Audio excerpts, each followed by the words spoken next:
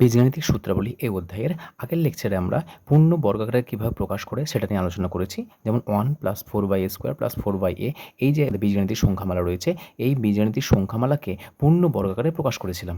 আজকের লেকচারে আমরা দুটি বর্গের সমষ্টি রূপে প্রকাশ কীভাবে করতে হয় সেটা শিখব। x² + 50y² এটাকে আমরা দুটি বর্গের সমষ্টি রূপে প্রকাশ করব। প্রথম দেখো আমাদের কোন সূত্র এখানে কাজে লাগবে আমাদের। দেখো আমাদের সূত্র কাজে লাগবে এখানে আমাদের যেটা দুটি বর্গের সমষ্টির উপর প্রকাশ রয়েছে সেটা আমাদের কাজে লাগবে। যে আমরা জানি যে 2 × a² + b²। দেখো 2 × a² + b² এর ফর্মুলা কী বলো তো? এর ফর্মুলা হচ্ছে আমাদের a + b তার whole square plus of a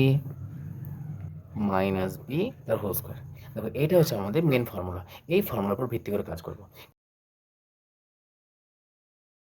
দেখো আমাদের লেখা আছে যে দুটি বর্গের সমষ্টি। তাহলে প্রথমে এসছে বর্গ, তারপর এসছে সমষ্টি। বর্গ কোথায় আছে বলতো? দেখো এদিকে দেখো a + b তার হোল স্কোয়ার, এটা একটা বর্গ, প্লাস দেখো সমষ্টি লেখা আছে a - b তার হোল স্কোয়ার, সো এটা বর্গ। সো দুটি বর্গের সমষ্টির উপর প্রকাশ। তার মানে এই প্রথমে আমরা এই আকারে সাজাবো, সাজানোর পরে আমরা এই ফর্মুলাতে লিখবো। তাহলে এটা হয়ে যাবে আমাদের দুটি বর্গের সমষ্টির উপর প্রকাশ। তার প্রথমে এটাকে কী করবো? এটাকে এই আকারে সাজাবো। তো প্রথমে দেখো যদি হোল স্কোয়ার করতে চাই তাহলে প্রথমে এখান থেকে কী করবো? আমরা কমন নেবো কিছু। কত কমন নেবো বলতো? দেখো দেখতে পাচ্ছি আমরা 2 বাইরে বেরিয়ে আছে, সেখান থেকে 2 কমন নিয়ে নাও। সো 2 কমন নিলাম, থাকছে এখানে আমাদের 4x² + 50y²। সো এখান থেকে আমরা 2 কমন নিয়ে নিয়েছি, তার কত থাকছে 25y²।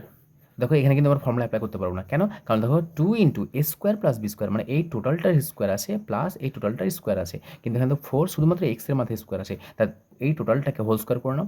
সেটা সাজাচ্ছি 2 এটা লিখছি 2x তার হোল স্কোয়ার প্লাস 5y তার হোল স্কোয়ার।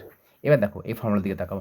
2 × a² + b² এই আকারে সাজানো হয়ে গেছে। দেখো বাইরে 2 আছে, a², সো a এর কাজ কে করছে 2x, b এর কাজ কে করছে 5y। So 2 × a² + b²। এবার ডিরেক্ট ফর্মুলা বসিয়ে দাও, কত হবে? a + b তার whole square plus of a - b তার হোল স্কোয়ার, এই ফর্মুলা। সেখান থেকে আমাদের a কত হবে? 2x প্লাস b কত? 5y। সো a + b তার whole square plus a - b তার হোল স্কোয়ার। কম্পেয়ার করে নাও, a এর মান আছে 2x, b এর মান আছে 5y। সো a + b তার whole square plus of a - b তার হোল স্কোয়ার সমান, দেখো এটাই হলো আমাদের দুটি বর্গের সমষ্টি রূপে প্রকাশ। সো দেখো এটা আমরা দুটি বর্গের সমষ্টি রূপে আমরা প্রকাশ করে ফেললাম।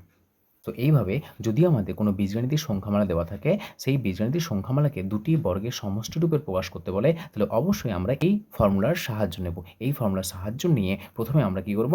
যে আকার আছে দেখো 2 × a² + b², এই আকারে সাজাবো। সাজানোর পরে এই যে ফর্মুলা রয়েছে সেই ফর্মুলাতে বসিয়ে দেবো। তাহলে এটাই হয়ে গেল আমাদের দুটি বর্গের সমষ্টি রূপে প্রকাশ। কায় করলাম 8x² + 50y²। সো লিখে নাও যে অতএব 8x² + 50y² এর দুটি বর্গের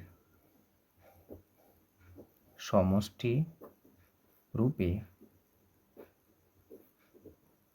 প্রকাশটি হলো সমান কত হবে?